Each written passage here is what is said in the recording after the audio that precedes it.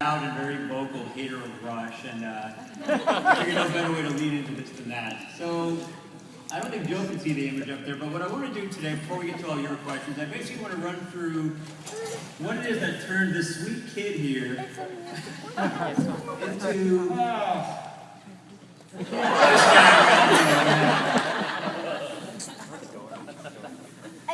I've prepared sort of a James Lipton-ish sort of thing here, so let's go on to the next one. So basically, Joe and I met and started working together about 5 years ago, and I wanted to basically start it off with the initial email. So we read 20th Century Ghosts, Ted Adams, the owner of IDW, and I, and loved the book, loved the stories in there. The Cape was certainly one that stood out to us, and so we dropped Joe a line and just said, hey, have you ever had any comic writing aspirations? And so the email Joe sent back was, this is our first correspondence. I also have an idea for a Neil Gaiman-esque fantasy thing, tentatively titled Locke Key. The story concerns an unlikely family who live in an even more unlikely house, a sprawling magical place filled with doors that have transformative effects on those who walk through them. So that was the initial description. We were interested, but I'm curious, how much of that description stayed in what you've sort of developed, and it's because the description here goes from transformative doors to really the keys of the magic in the house. And, yeah. Well, the one thing that you didn't mention that was in that email was I said I had this great idea for a scary comic book, and it'll all be over in 6 issues. And, and it was, but then we were doing it, and as it was coming out, Chris was like, oh, this is really fun, and then it got to like issue 5, and like, this is really good. How's it all going to wrap up in like 1 issue? And I told him it meant that the first chapter was 6 issues. That was what we would have in 6 issues. So the roots of Locke Key is I'm a novelist as well as a comic book writer, but I was actually a comic book writer first. I had spent years writing novels that I was unable to sell, and finally I spent 3 years on this one big fantasy novel that went on to become an international bestseller. In my imagination. In real life, it was turned down by every publisher in New York, big and small. It was turned down in England. And for an extra kick in the pants, it was turned down in Canada. And after that, I was a broken man. And I figured actually that I wasn't going to be able to cut it as a novelist, but I had started to have success with short stories. And I had written this one short story about a haunted movie theater called 20th Century Ghost. And a talent scout at Marvel Comics spotted it. And at the time, they had a program where they were trying to bring in creators from other fields, playwrights, short story writers. And so a woman at Marvel contacted me and asked if I had any interest in writing about grown men in tights punching each other in the face.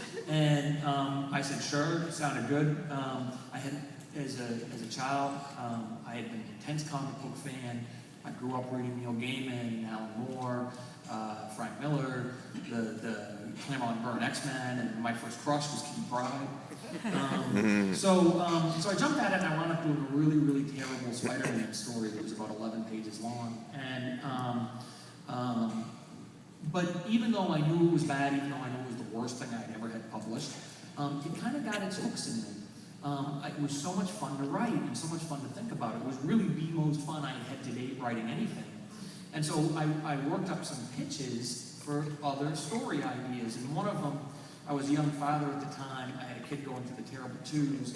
And I thought, wouldn't it be funny if he had been soaked in gamma radiation and could Hulk out? So I did a story about the baby Hulk. And I thought that would be fun. It got turned down. One of the other pitches was for a ghost story, essentially, about a very old house filled with impossible keys. And that was turned down by every publisher who looked at it. But it stuck with me. And I would, I'd be going out for drives at night, to get groceries or baby food or something. And I'd think up a new key. Or I'd think up, I'd have an idea about a character. And so this thing floated around for a couple of years. After my book of short stories came out, IDW got in touch with me, and they were interested in adapting some of the short stories. They really wanted to adapt a short story called The Cape. I said, well, maybe I have something better. And I sent the email that he just quoted, and they liked it, and we're off and running. Well, and the thing about that Spider-Man story, I think you're a little humble about it. Like, it's not terrible, but it was also drawn by Seth Fisher, who's an amazing artist.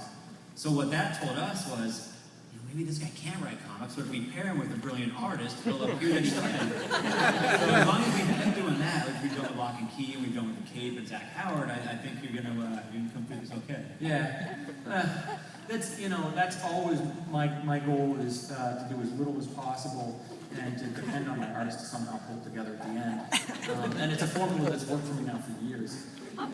So, and we're 30 issues in now on Locke and Key, give or take the one-shots and such. So, Clockworks is heading to a big conclusion, and then we're building to Omega. So I figure here we should talk a bit about what's coming up. I don't know if we want to get into a bit of what people will see in Omega, but this is what we're billing as the last big Locke and Key story in this big story that's been going on. So, right. So when the comic started, I had a setup, but I didn't really know where it was going. The first time we see Dodge, he's a she, and she's stuck in the bottom of the well. And I didn't really know how, I kind of had some vague ideas about how she got down there. And about 4 issues into the series, I had a chance to ask Alan Moore a question for an interview that I think ran on Newsarama. And I asked him how important it was to know where you were going with the story. And he said he thought it was the most important thing. And that kind of frightened me because I idolized Alan Moore and I had no clue where I was going. I was just, flying by the seat of my pants. So at that point, me and Gabriel Rodriguez sat back and decided that every time we raised a question, we had to already know the answer. And so at that point, we thoroughly worked out what we call the Backstory Bible, which is this 18-page, single-spaced document that answers everything that explains all the mysteries. Because, I fell in love with the X-Files. I was a big X-Files fan. I loved it for about 4 or 5 seasons. But then, the show kind of just melted away, and I think the reason why is they kept, they'd say, the black oil, that'll be cool. Alien bumblebees, that'll be awesome. And they kept piling cool on top of cool without ever thinking about how they were going to explain it all. And they finally created so many mysteries they could never possibly satisfactorily explain them all. And I think for readers, that's just a crushing, soul-crushing experience. You go through something, 7 seasons of some show, and then it gets to the end, and you're like, really? So we worked out this Backstory Bible, which explains everything for us, even right down to, in one issue, Dodge is down in that well, and she's combing her hair, and Gabe wanted to know, how'd she get the comb? What was the comb doing down there? So we sort of worked out hopefully elegant explanations, and that's what we've been visiting in Clockworks. Throughout Clockworks, we decided, okay, we're lining up to our big finish. It's time to explain everything. How the keys work, where they come from, how she wound up in the well, which actually is a story that we partially explained earlier. But how did Dodge become such a horrible sociopath? And that's been, I gotta say, as a writer, that's been one of the most satisfying experiences in my, professional life, because it's kind of all fallen together in a nice, satisfying way. But I think that's the thing. I mean, it's not really just limited to TV. Comic readers know you follow a series for 60 issues and you hope it's heading somewhere. Typically, even the series that runs 60, 70 issues, you can remember the stories you love, and they're usually not the last 6. And so I think what's impressed me, well, this isn't really even a question as much as just a compliment, is I don't know if it's the novel background or just writing these short stories which have resolutions at the end, but I don't think I've ever seen a comic series where things that were set up early on are paying off at the end, and every bit of every mystery that people have had is being explained in a good way, not in a way that over-explains or loses the mystery of it. But I think that's what's impressed me the most, is the fact that you seem to have the clearest vision for where the series is going as anybody I've ever seen. Well, Gabe and I spent so much time talking about the history of Key House. There's so much that we know that never made it into the comics, but all that texture is there.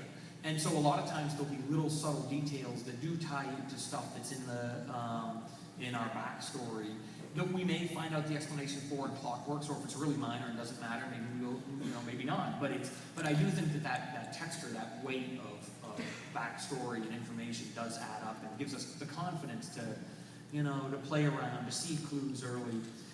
But the other thing is you read something for 3 or 4 years. We've been doing Locke and Key for almost 5 years now, and you read something for 4 or 5 years, and what you really want is you want emotional resolution. You wind up caring about those characters, and all the mysteries that get raised, you want to have solutions. But that's kind of like not as important as feeling like the characters made an interesting journey. And so we have Clockworks, which is a story which answers all those questions. But now we also have Omega, which will be the final story arc of the overarching story. And, you know, and we get to bring the curtain down in a big kind of way. So now, was this always something you saw as a comic? Was it just a visual thing for you, or was it ever something considered as prose? Because it started as a comic book pitch, it's always been something I saw in terms of panels and sequences. You know, I gotta say too, it's a complete and total collaboration between Gabriel Rodriguez and myself. And you know, it's not my story; it's our story. And me and Gabe are like an old married couple. You know, he finishes my sentences, he finishes my ideas.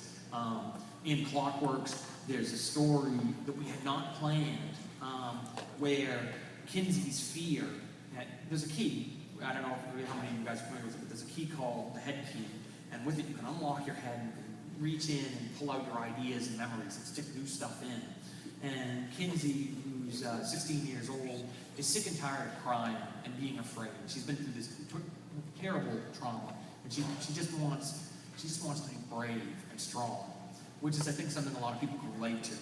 So she opens her head, and she takes out her fear and her tears, and they're pretty awesome fears like this, you know, this ugly, you know, thing, this troll. It's like, yeah, you look ugly, and someone's gonna give you cancer. You got cancer in the brain, you're gonna die at 16. You know, and he's great writing, and then you know, he'll be saying, you're ugly naked. You know, and her tears are like, you know, and so they were fun to write. They appear to die. They get stuck in a bottle and they drown in her tears. But they're not dead, and the bottle gets broken, and they come running out, and they wind up crawling up Tyler Locke's, you know, one of his nose holes, you know, and so they come through into his brain covered in boogers and stuff, and you know, and then Tyler goes out of his mind, and this was a story that me and Gabe cooked up. We had a chance to hang out for a week in Pittsburgh on the set of the hit TV series for Fox. And I'm really excited to talk about the second season of the television show. We'll get to that eventually, but what a cliffhanger. I'm so proud of the work they've done on the TV show, and I love Robert Kirkman, but it's when we killed them in the ratings. It was a proud moment for me, and I think for everyone working on the show.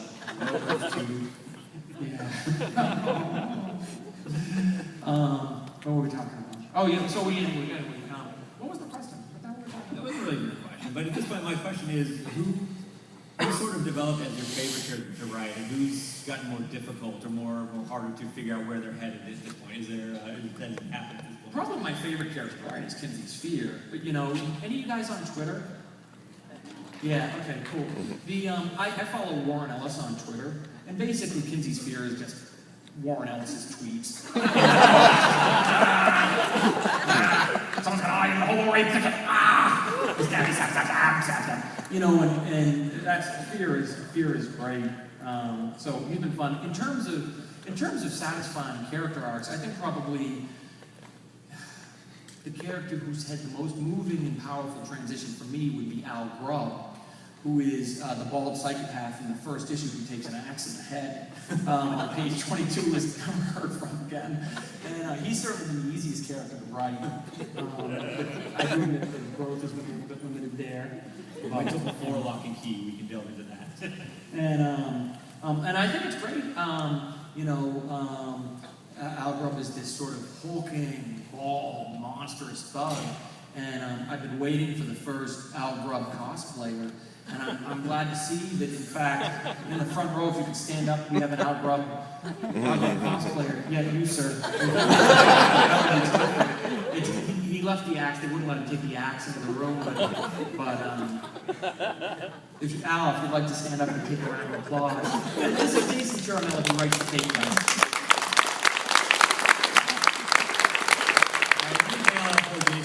Let's talk about the Cape Ribs quickly. So the other part of your email from 2006 says, finally on a much smaller scale, I know that you have an award-winning creepy style comic called Doomed.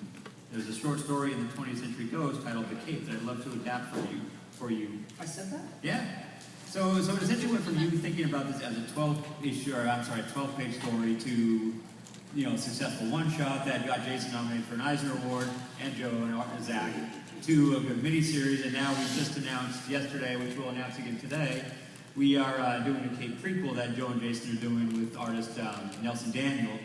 So we're actually retconning and rebooting our announcement from yesterday. They're going to be younger, they're going to be angrier, different collars. Yeah. So, when you first wrote the Cape story, did you have more of this in mind? Is there more you want to do? I don't think anyone has ever rebooted and retconned a comic before it came out. But that would be kind of cool. That we could first, break the territory. I like in the email that I sent in that I said that Locke Key would be a Neil Gaiman-esque comic because that sounds so much better than saying we're just going to nakedly rip Neil Gaiman off at every possible time. What did Alan Moore say this week? You stole, but in the most respectful way. Yeah, that's right. That's how I like to talk. Actually, one of the announcements we're going to get to, and I know this is mostly an IDW theme, but I don't want to leap ahead of the slideshow, but I know that we're going to do, I've signed up to do before Watchmen with DC. It's actually, and the plot line I've worked out, and I think it's going to be great. DC is excited. It begins, Rosarge is a sperm. He's like moving up the fallopian tubes, and he begins to punch the other sperms, and he's like, "You're trapped in here with me." Yeah. Dr. New Amsterdam will be there. It's gonna be great. So I just brought toes up in the street today. This fallopian tube is rotting. So anyway, look for that in 2013. So we're talking about the Cape, yeah. The Cape is a short story in 20th Century Ghost, and it's basically Henry Portrait of a serial killer if the dude could fly. And it actually in the story, and I think also in the one shot, you have a sense it's going to be this heartwarming thing about making contact with your childhood love of comics, and because it begins with like these kids in capes and they're running around and they're playing superheroes, and the cape actually works. Eric, the protagonist, actually can fly in his cape.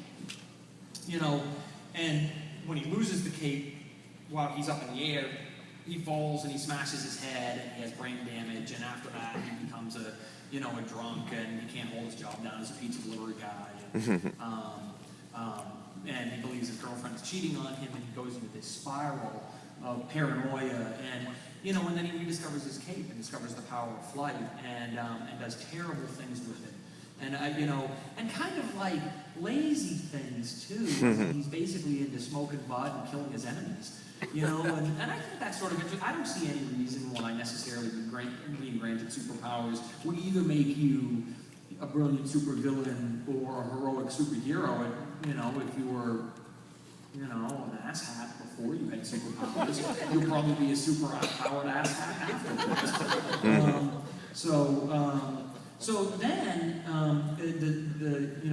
after talking about it for years, I said, well, let's go ahead and do the comic. And Jason Chiramella scripted, did a great job with it. And actually, it did get an Eisner nomination. It was only the second published comic, which I think is the highest hit ratio ever, and good reason to be retired. But he didn't retire. And he became sort of a nag. He'd be like, Jason would be like, well, what happens next? And why does the cape work? And what's he going to do to his brother? And finally he was such a pain in the ass about it. I said, well, I don't know. You write it and figure it out. So we talked about it, and Jason and Zach Howard and Nelson Daniel launched a miniseries that followed Eric's, misadventures, and it turned out to be a really satisfying, dark, upsetting journey. It is very much Henry or natural born killers with a cape, and I felt like we had something special when Jason brought me a scene. These cops believe that Eric might have killed his girlfriend, and they drive away from his house, and he's flying over them, looking down, thinking, I gotta stop him. What am I gonna do about it? He passes a zoo, and he goes down and he finds a baby grizzly bear. And the next you turn the page, the next thing you know, he's got it in the news. And he goes, and he drops it on the convertible, and the bear just falls on the cops. And cars. And I kind of feel like that's the flip side to jumping the shark. Dropping the bear. Whenever you press like half a dozen outrage buttons at once, you're dropping the bear. And I really do. It sounds like a joke, but I really do believe in my heart that in every story arc, in every, whether it's a short story, a novel, a film, a comic book, at some point, people want you to drop the bear.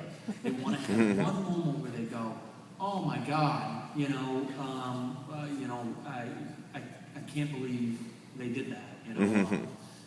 But keep in mind the bear dropping is issue 1, so there was a lot of much worse figurative bear droppings in issue 2. Yeah, it's definitely, he definitely finds the most, I mean, we've seen the chainsaw killer in a lot of serial killer movies and stories and so on, but he definitely finds the most creative use for a chainsaw. And the movies are too slow. The movies is always one person at a time. Yeah. There's got to be a more efficient way to do this. He definitely, he's definitely a sort of like bundle, as many at once. So, yeah. So, and the way the cape ended, I won't spoil it for anybody who hasn't read it, but it's about as definitive an ending as you want for this sort of book. It's one big sustained burst of sunshine. The last issue is just, it's like Adventure Time combined with My Little Pony. So we wanted more. We wanted to take the story somewhere different. And I think you guys had a novel approach of backing it up a bit to not quite before Watchmening it, but certainly before caping it. So we'll talk a bit about what we're doing. I can't believe DC is doing before Watchmen. That's such an outrage. That's disgusting. Let's talk about the Cape prequel. So we're doing before Cape.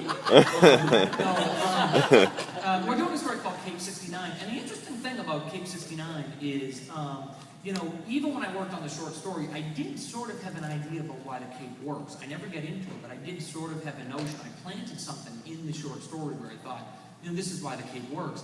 And Jason and I talked about it and developed it up into, a 4-issue story. And it's the same creative team who worked on the original Cape. It's Jason Scripton, Nelson Daniel, who is probably doing the most amazing colors in the business, now. I mean, I just thought the colors in Cape. The images up on the screen, he colored both, and the one on the right is his full art and colors. Yeah. Nelson is also a fabulous illustrator. He's going to be illustrating. Zach is keeping his hand in, keeping his pen in. He's going to be doing some variant covers, and he's actually doing some panels. We had this attitude that Eric and Nikki and the mom, those are characters from Zach's story.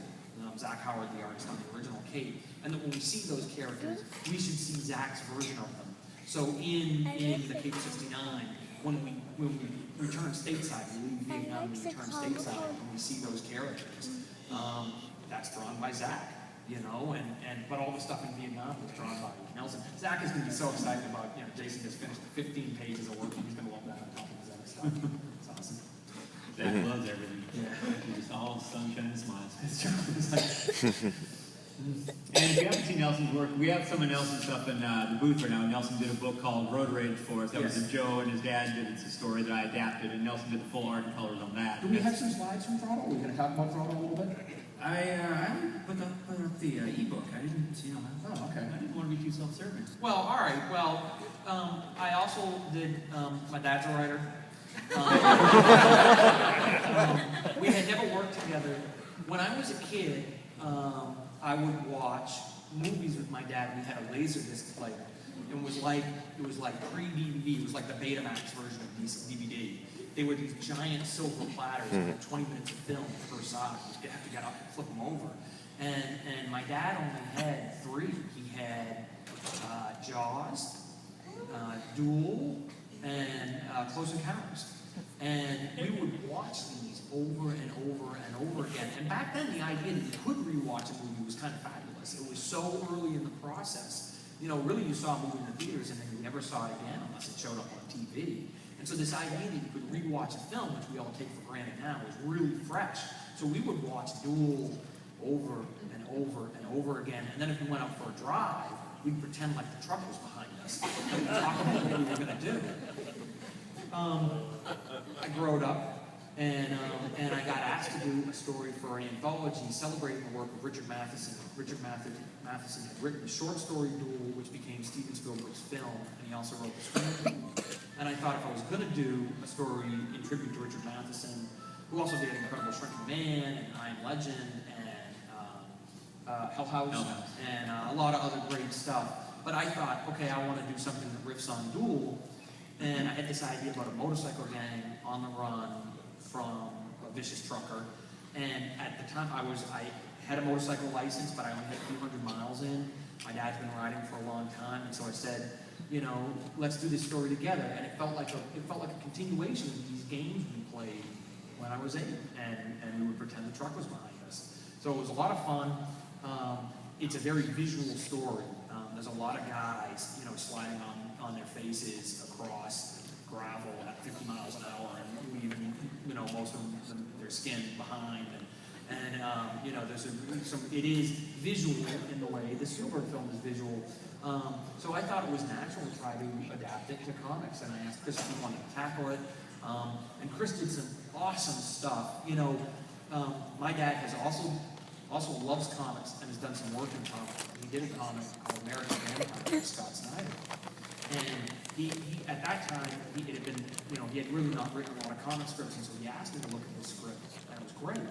I said, you know, one of the things you've got to do, though, is you've got to get rid of your thought balloons. No one does that anymore. It's really uncool. It's like doing a rock song with like an accordion. You know, it's just, and he was shocked. He's like, what's wrong with thought balloons? They always have thought balloons. And, you know, I was like, well, it's just not done anymore. It's not cool. So he took that out. And Chris, you know, who's like a student of old school comics, was like, that's wrong. Well, in my mind, it's a rock song with cowbell, and you can never have it with cowbell. I read an interview when American Vampire was coming out with somebody, you know, one of the editors working on the book, told Stephen King, you don't use thought balloons anymore. First of all, there's so much wrong with that statement. You don't tell Stephen King what tools to use. Like, he's pretty good at using the tools he's, you know, familiar with. And comics offers you things that no other medium offers. You know, if it offers you captions and thought balloons and sound effects, 15 minutes, wow. All right. 15 minutes? Wait, no, No. Marvel Comics was like, more like 20. Marvel Comics. Marvel Retribution time. Yeah. Maybe 15 minutes. At any rate, so yeah, in doing Throttle, I wanted to really make sure that everything that comics offers was brought to bear. So thought balloons and captions and sound effects and characters that look like Joe with their face sliding across the asphalt. So I like that. It's good. 30 couple little issues, and then after that, the final 2 issues of the series, I actually got to adapt Duel with Richard Matheson. So I feel like they're about to come with the Hawk. All right, so let's go quickly on because I do want to get to your question, but going from that anthology to what you have coming out this summer, I had a slide up of Shadow Show. If you want to talk about that quickly, Right. There's another tribute, Ray Bradbury, one of my favorite writers. So I did a story called By the Silver Waters of Lake Champlain, which will be in Shadow Show, which is going to be a great collection, terrific collection. And then there's also going to be By the Silver Waters of Lake Champlain will also be a standalone ebook that's, you know, you can get and read on your various e-device. All right, and then from there, I thought there's a slide up for the ebook for Road Rage. Right, Road Rage, Throttle, and Throttle will be available as an ebook soon. And actually, we're using some of Nelson Daniels' art in the ebook, so that'll be fun. And then from there, I imagine people are going to want to know what you have coming up in prose next. So we can get to that, then we can open the floor to you folks. Okay. I've got a novel finished. It's called Nosferatu. It looks like that's going to be the title that sticks. I've been sort of hesitating to say that in public because there's been some debate about it. The title is actually NOS 4A2. It's a vanity license plate. The bad guy's vanity license plate. And there's been some concerns that maybe people won't get that. Because it's kind of like the Murakami book, which is 1Q84, or the new Neil Stephenson, which is Remedy, where it's kind of like, what is that? But I think readers need to ask themselves, what is that? It's a reason to take a closer look at the book. So, Nosferatu is as long as my first 2 novels put together. It's a big, scary book about a man with a bad car. And this guy, Charlie Manx, who's been around for a long time, 140 years to be exact. Charlie Manx takes children in his car, his restored Rolls Royce, and he drives them to a place called Christmas Land. And if Anaheim is the happiest place on earth, Christmas Land is the unhappiest place on earth. Except I'm not really sure it's on earth. And it's a big book, and I'm very happy with it. I think it's got a lot in it, a lot of interesting characters, a lot of action, a lot of weirdness, and it's got Christmas Land, and Christmas Land is there in the story. Christmas Land has been around for a long time, and my one regret about the novel is that we visit that place and we learn about that place, but there's so much more to tell. So when Nosferatu comes out as a novel, there'll also be a 5-issue comic book series that I'm doing through IDW that will be stories from Christmas Land. And the first issue will be drawn by Gabe, and it will tell a story that's in the novel, but the other 4 issues will be standalone stories about this terrible place and the people who sometimes wind up there. And I'm really looking forward to that. It will be sort of interesting to have the 2 things together. I've never done that before. Okay, so while we've got a few minutes, then let's open the floor to you folks. Do you have any questions for Joe? Don't worry about taking time. Marvel's in no rush. There's a mic back there. Yeah, I don't know if you want to line up with the mics. If you can line up with the mic if you want and do that. Yeah, you can start off. When is Nosferatu going to be released? You didn't mention. It's out in April. April? Of 2013. Sorry. 2013. Right, sorry. Yeah. Unfortunately, this is just the state of, this is just how publishing works. It's, it has to pass through the publishing pipeline. There has to be, revised. There's got to be another draft. Then it has to be proofread, copy edited. They have to do layout. They have to do, I'm not even sure people will still be reading books by 2013. But anyway, that's when it's scheduled. I will say that it won't be as long a wait after Nosferatu for the next novel. The next novel is called The Fireman, and I already have that about half written, and I should have The Fireman done well before Nosferatu hits stands. So there'll be a book a year for a little while. Book publishers proofread and copy edits? Yes, sir. Joe, can you tell us what the first published book you ever wrote was? The first one that I'll admit to was a short story called Better Than Home, a baseball story that won the A.E. Copper Prize and was published, was published as a chapbook. You'll sometimes hear about stories from like nasty old horror magazines like, Palace Corby and so on, but I don't know anything about those stories. I was just curious, interesting the way you think about story now with your comic books, what you took from Alan Moore, sort of thinking through all the questions and all the answers and thinking through it ahead. Do you carry that into your novels as well, or is it more prequel? You know where you're going to? I've really learned a lot about writing novels from writing comics, especially working on Locke Key. I've come to think of chapters almost as standalone issues, which means that I think that every chapter has to fly. It has to have reveals. It has to feel like it ends with you ready for the next one. I think those are important lessons for every writer to absorb. And I do think in some ways that almost every writer should have an apprenticeship, either in comic books or in journalism, because there are things about economy and pacing that you can learn in those fields that you don't really have an incentive to learn in writing novels. And I think especially with ebooks now, where you can self-publish, right away, instead of, having to force things past an editor, there's not much incentive for writers to learn those kind of fundamentals. And in the end that hurts them because, there's a lot of entertainment out there, and readers only have so much money and so much time.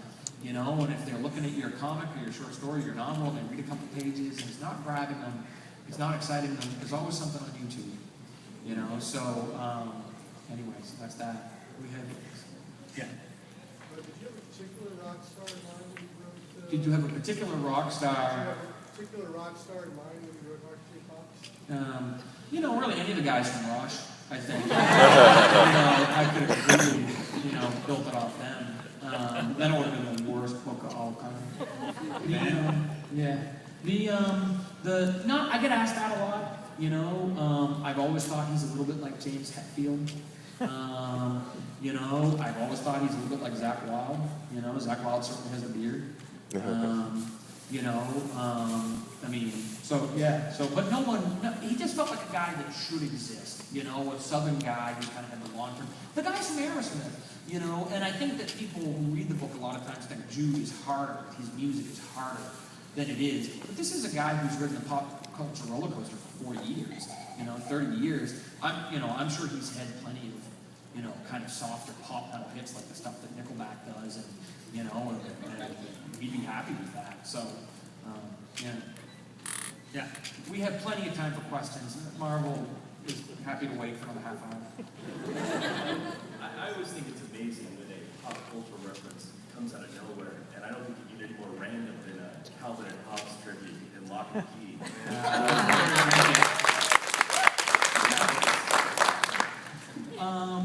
Well, Bodhi is a little bit of a Calvin figure, so it seemed natural. And also, it's fun. Gabe is such a talented artist. It's awesome. There's lots of other artists that I know and would love to work with and everything. But Gabe can be almost any artist. He's got such a broad range of skills. We're actually going to do another story in the kind of Peanuts Bill Water, in the Calvin and Hobbes / Peanuts style. It probably won't be out until very late this year or early next year. But we started to do one-shots about the history of Key House. And there's going to be one called Locke Key Cast of Characters. And in that, there'll be a standalone story called Dog Days. And that will have a bit of that sort of Bill Watterson thing. We got time for one more? Yeah. Can you tell us a little bit about the novel you're working on now, The Fireman? The Fireman. Well, Nosferatu is sort of like my senior thesis statement on horror fiction. It's I kind of wanted to see how much I can do. Everything I had always done was contained and tight. And I thought, what if I just let it all hang out for 15 rounds? What would that be like? And so it's a book with Nosferatu is a book with climaxes piled on top of it. It has like the first part of it is almost like its own novel, and then it just keeps going. And I think that's kind of interesting, as long as it's not, the thing about a big book, is you don't want the reader to feel crushed under that weight. You want them to feel grateful there's so much more. So that's you're aiming for Game of Thrones or something like that. Something where people are flying through the pages as opposed to something that's that said, Nosferatu is a big, big book. So Fireman is a smaller sort of book. And cheerful, in a way. It's a really cheerful end of the world novel. It is like the sunniest, most cheerful thing I've ever worked on in my life. I mean, people fall left and right. But it's happy in a weird way, It's sort of like happy in the face of being happy in the face of darkness. That's been fun. It's been fun to work on. It's really almost worked itself. Any last question before we close it off? Yes, sir. Could you maybe discuss your father, of course, is the most famous writer of horror we have, following in his footsteps, but also why you went in that direction? Did you have any trepidation about going in that direction, and why you were drawn to horror? When I was in college, I decided that the name Joseph King might be a disadvantage instead of an advantage. That it would make people would possibly publishers might be tempted to publish work that wasn't so good because they saw a chance to make a quick buck in the last name. And I wanted to avoid that. I wanted to have a chance. I feel very strongly that writers need a 10-year period to learn their craft, and that they should have a chance to make their mistakes in private. And so I decided to write under a pen name, and my first pen name was Dick Hardwood. That didn't seem to really have the right ring to it, so I decided to work under my middle name as Joe Hill. And after I'd been writing, originally my first stories that I wrote as Joe Hill were like mainstream stories about divorce and childhood and office jobs. My soul goes numb just thinking about how boring they were.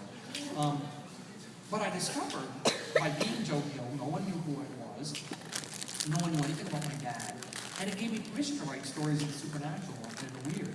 And I think if I had been writing as Joseph King, I would have been afraid to write horror fiction or stories of dark fantasy. But no one knew anything. I could write whatever the hell I wanted as Joe Hill, and so I did. And gradually I found out I had a taste for strange stories. And so I went out and wrote the Spider-Man thing and wrote all the stories of 20th Century Ghosts and was able to have those things published on my own terms as Joe Hill before I even found out about the pen name. And And Locke Key. And we had no idea That's right. until you were doing press for 20th Century, or for Hardship box, Yeah. right? It was, you know, I served him with IDW at the same time they were doing Cory Doctorow's stories, and he was just starting out, and you know, and so I had a chance there to, you know, to get some things, to have some before anything came out about my dad.